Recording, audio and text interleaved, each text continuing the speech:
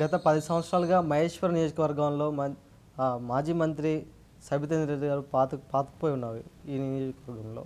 మీరు ఒక కేంద్ర పార్టీలో ఉండి 10 సంవత్సరాల నుంచి కనీసం కుర్చీని కూడా కదలేకపోయారు. దానికి గల కారణాలు ఏంటి?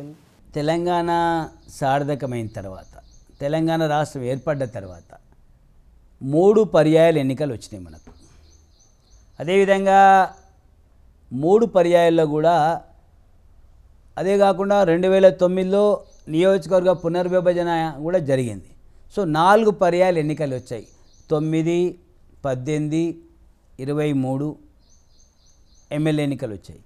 ఈ ఎన్నికల్లో మీరు ఆలోచించండి, సబితమ్మకు వచ్చిన 2009 వచ్చిన ఓట్లు ఎంత, 2014లో నరేంద్ర మోడీ గారి ఆశీస్సులతోటి తెలుగుదేశం పార్టీ మిత్రపక్షాన్ని ద్వారా ఈ యొక్క కాంగ్రెస్ పార్టీని చిత్తుగా ఓడించి పెద్ద మెజార్టీతో, భారీ మెజార్టీతో మిత్రపక్షాల అభ్యర్థిని గెలిపించిన చరిత్ర కళ్ళ ముందు ఉంది.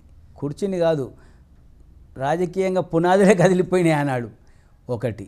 రెండవది, మొన్న చెప్పాను కదా, 2023లో ఈ మతశక్తులు ఎంఐఎం పార్టీ, ఈ Congress party, TRS party లోపాయికారిగా Bharatiya Janata party గెలవబోతూ ఉంది, భారతీయ జనతా పార్టీ ఏ విధంగా అడ్డుకోవాలి అని చెప్పి వాళ్ళంతా కూడా రహస్య ఒప్పందాలు చేసుకొని భారతీయ జనతా పార్టీని దెబ్బతీశారు. భారతీయ జనతా పార్టీకి వ్యతిరేకంగా అనేక గ్రామాల్లో, అనేక ప్రాంతాల్లో దొంగ ఓట్లను నమోదు చేసి ఈ మతశక్తుల ఓట్లు నిర్మాణం పాతపట్టణానికి చెందిన ఎంఐఎం పార్టీ కార్యకర్తల యొక్క ఓట్లు నమోదు చేసి ఆ ఓట్ల ద్వారా, దొంగ ఓట్ల ద్వారా ఈ బీఆర్ఎస్ పార్టీ అభ్యర్థిగా ఆనాడు సబితమ్మ గెలిచిందనేది బహిరంగ రహస్యం. ఇది ప్రజలందరికీ తెలుసు. బీఆర్ఎస్ నాయకులు ఏమంటారంటే, నియోజకవర్గంలో సబితేందర్ రెడ్డి నియోజకవర్గాన్ని అన్ని విధాలుగా అభివృద్ధి చేస్తుంది కాబట్టి మళ్ళీ ప్రజలు సబితేందర్ రెడ్డి గారిని ఎన్నుకున్నారు అంటున్నారు. దీనిపై మీ స్పందన ఏంటి? నిజంగా కూడా బీఆర్ఎస్ నాయకులు కానీ, బీఆర్ఎస్ శాసనసభ్యులు, మాజీ మంత్రి వాళ్ళు సబితా ఇంద్రారెడ్డి గారు ఈ యొక్క నియోజకవర్గ అభివృద్ధి మీద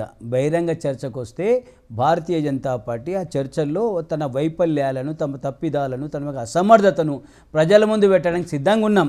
కానీ ఏదో దొంగచాటున మేము అన్ని చేశాం, ఇన్ని చేశామంటే కనీసం మౌలిక వసతులు లేవు, డ్రైనేజ్ వ్యవస్థ లేదు, రోడ్ల వ్యవస్థ లేదు, విద్యుదీకరణ లేదు, మంచినీరు, తాగునీరు లేదు, అనేక విద్యాహీనాలు చదువుకోవడానికి పిల్లలకు సరైన సదుపాయాలు లేవు. ఇవి చెప్పుకుంటాం, కోకులాల సమస్యలు ఉన్నాయి. కానీ భూ కబ్జాదారులు పేట్రేగిపోయారు సబితమ్మ ఆశీస్సులతో, మతశక్తులు పేట్రేగిపోయారు Sabithamma, BRS party, Congress party ఆశీస్సులతో.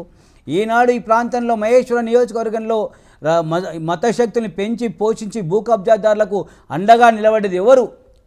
Congress party, BRS party, Sabithamma కాదా?